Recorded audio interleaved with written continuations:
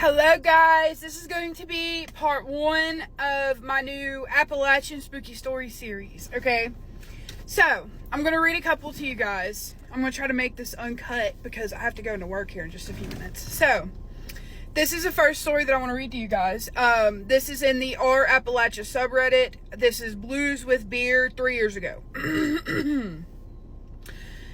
He says, I'll make a shorter story from a longer one involving sensitive auras, but once I was with a girl on Big Frog Mountain at dusk, miles away from anyone. We decided to walk up a trail when right behind the car I stepped in a mud puddle with odd-looking light brownish water.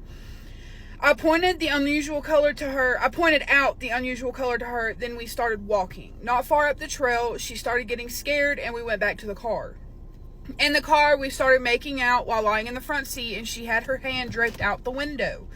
I felt an odd sensation in my back. It had happened before when people were behind me and told her to pull her hand in, which she did.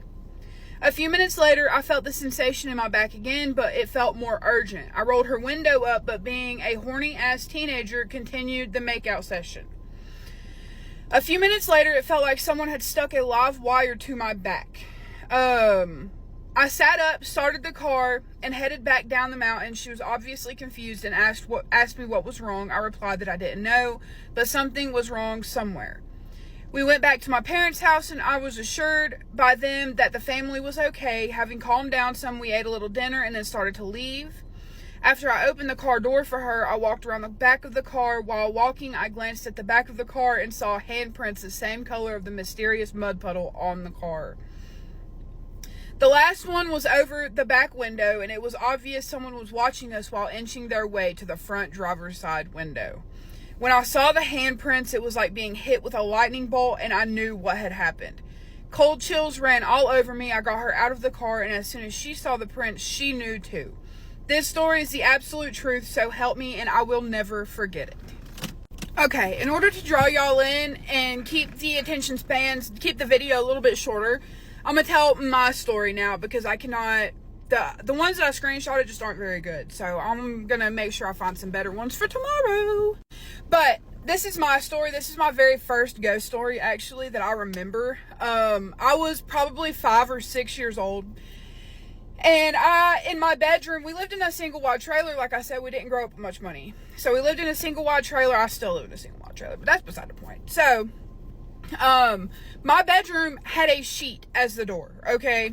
And I remember I was playing in the bedroom, coloring, watching TV, whatever. I don't even remember exactly what I was doing, but I remember I had like this urge to look towards the door, okay?